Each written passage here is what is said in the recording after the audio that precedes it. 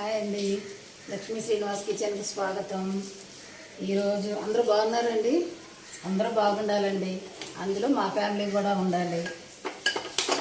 ముందు పొయ్యి అంటించుకొని పాన్ పెట్టుకుందాం. ఈరోజు మనమండి దొండకాయ, క్యాబేజీ, కొంచెం దొండకాయలు ఉన్నాయండి. ఆ కొంచెం దొండకాయలు పండిపోయినాయి. ఇక ఏం చేశాను, ఆ దొండకాయలు క్యాబేజీ కూడా కొంచెమే ఉంది. సరే, క్యాబేజీ దొండకాయ రెండు కలిపి ఇదిగోండి కందిపప్పు ఉడకబెట్టాను. ఇప్పుడు ఈ మూడు కలిపి మనం కర్రీ చేసుకోబోతున్నాం. అది కొంచెం మిగిలినవి అనుకోండి, అట్లా ఒక కర్రీగా ప్రిపేర్ చేసుకోవచ్చు అనమాట. మనకు కొంచెం డిఫరెంట్గా ఉంటుంది, డిఫరెంట్ టేస్ట్ ఉంటుంది, బాగుంటుంది. ఇప్పుడు మనం ఇందులో కొంచెం ఆయిల్ వేసుకుందాం.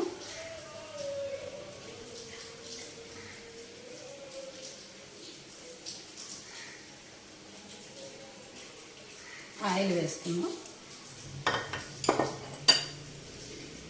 ఆయిల్ కాగనివ్వండి. కొద్దిగా పసుపు,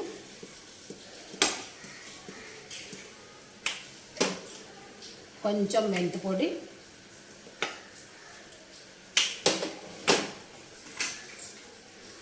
ఇది కొంచెం వేగనివ్వండి.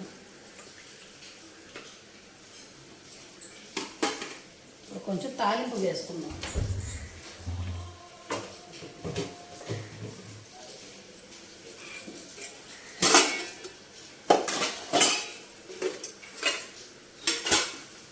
కొంచెం మినపప్పు, కొద్దిగా ఆవాలు, జీలకర్ర, ఎండుమిరపకాయలండి మధ్యలోకి ఇలాగ తుంచి వేసుకుందాం. కూరలోకి గింజలు వస్తే బాగోమండి. ఒక 3 కాయలు వేసుకుందాం.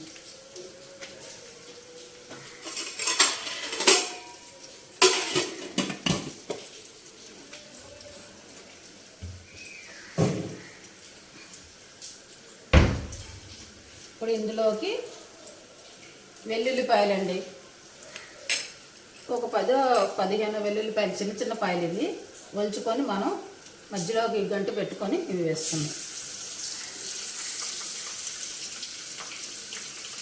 కరివేపాకు,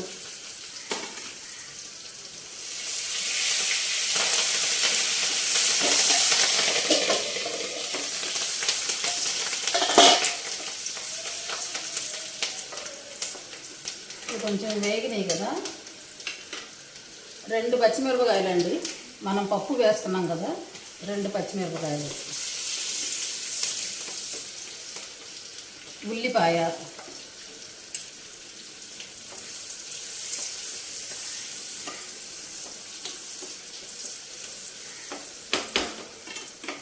ఉల్లిపాయ కొంచెం మగ్గనిద్దామండి.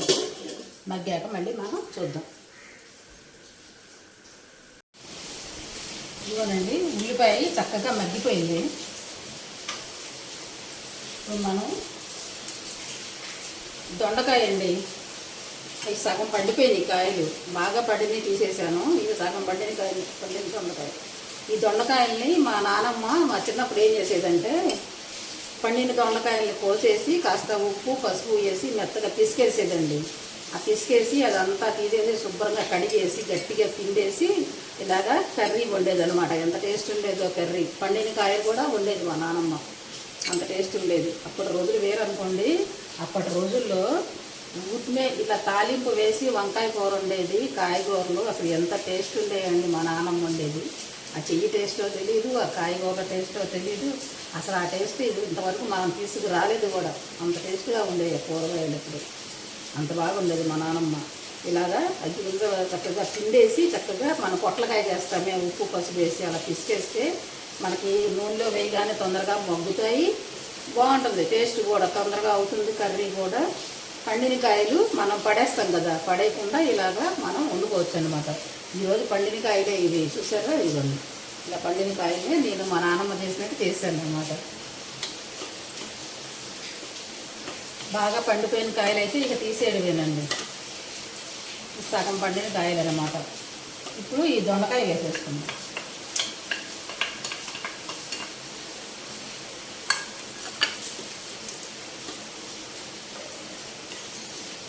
ఈ క్యాబేజీ కూడానండి చక్కగా ఉడకబెట్టి వండుకోవాలన్నమాట. క్యాబేజీ ఉడకబెట్టాను, ఉప్పు పసుపు వేసి చక్కగా ఉడకబెట్టాను.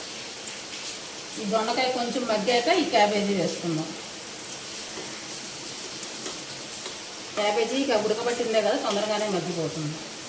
దొండకాయ కూడా తొందరగానే మగ్గుద్దండి, ఎందుకంటే మనం పిసికేసాం కదా ఉప్పు పసుపు వేసి, తొందరగానే మగ్గుద్ది. ఇది మగ్గాక మళ్ళీ మనం చూద్దాం.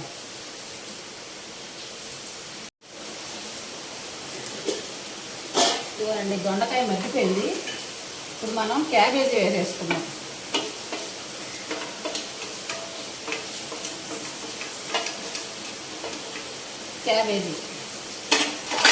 క్యాబేజీ కూడా కొంచెం మగ్గాలి. క్యాబేజీ కదా, కొంచెం ఉప్పు వేసుకుందామండి. ఉప్పు వేస్తే తొందరగా మగ్గుద్ది. క్యాబేజీ ఉడకబెట్టిందే అయినా కూడా ఉప్పు తగిలితేనే మగ్గుద్ది అన్నమాట, బాగా మెత్తగా. కొంచెం ఉప్పు వేసానండి, మళ్ళీ పప్పు వేసాక ఇంకొంచెం వేసుకుందాం.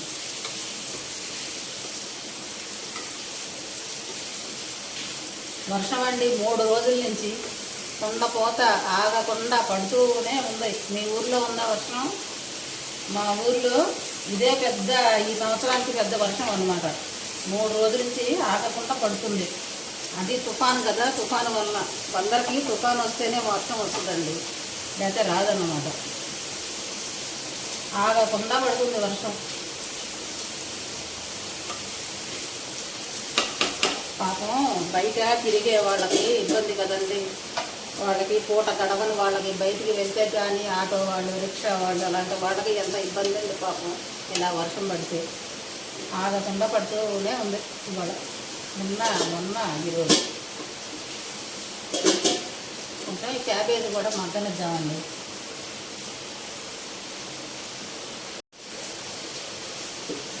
ఇదిగోనండి క్యాబేజీ కూడా చక్కగా మగ్గిపోయిందండి. దొండకాయ మగ్గిపోయింది, క్యాబేజీ మగ్గిపోయింది. మనం ఉడకబెట్టిన కందిపప్పు ఇది వేసేసుకుందాం.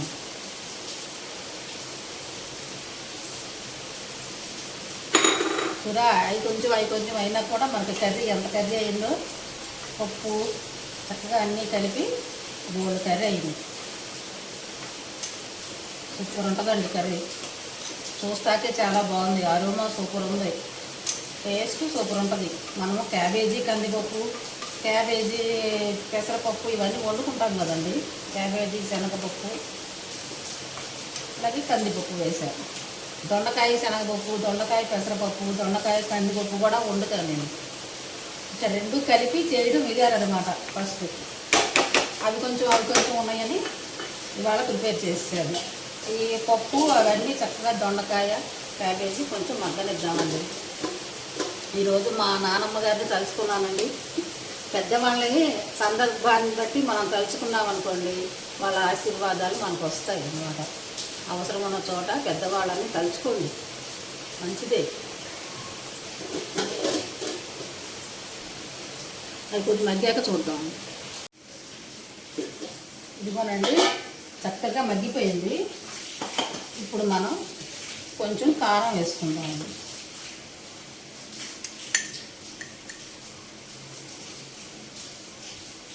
ఎక్కువ వద్దండి, ఎందుకంటే మనం ఇందులో పచ్చిమిరపకాయ వేసాం, ఎండుమిరపకాయ వేసాం కనుక కారం కొద్దిగా వేసుకుందాం. ఉప్పు కూడా మనం సరిపడగా వేయలేదు కదా, కొంచెమే వేసాము ఊరినే క్యాబేజీ మగ్గడానికి. ఇంకొంచెం ఉప్పు వేసుకుందాం, సరిపోతుందండి. ఇంకా ఇవి 2 కలిపేసుకుంటే మనం కర్రీ అయిపోయినట్టేనండి. అయిపోయింది. ఇది కొద్దిగా వేగిన తర్వాత మీకు చూపిస్తా. ఇప్పటికే వీడియో లెంత్ అయిపోతుంది.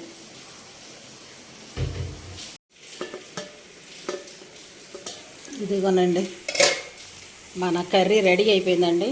స్టవ్ ఆపేద్దాం.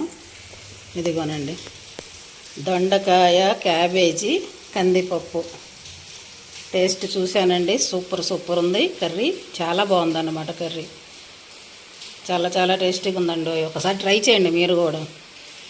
చాలా బాగుందండి కర్రీ. చక్కగా వేడి అన్నంలోకి నెయ్యి వేసుకొని తింటే ఉంటుందండి, సూపర్ అన్నమాట. చక్కగా నచ్చితే మీరు కూడా ఇలానే చేసుకోండి. లైక్ చేయండి, షేర్ చేయండి, సబ్స్క్రైబ్ చేసుకోండి. మా ఛానల్ మీకు నచ్చినట్లయితే ప్లీజ్ లైక్ చేయండి, షేర్ చేయండి, సబ్స్క్రైబ్ చేసుకోండి. నచ్చితే మీరు కూడా ఇలానే చేసుకోండి. Thank you.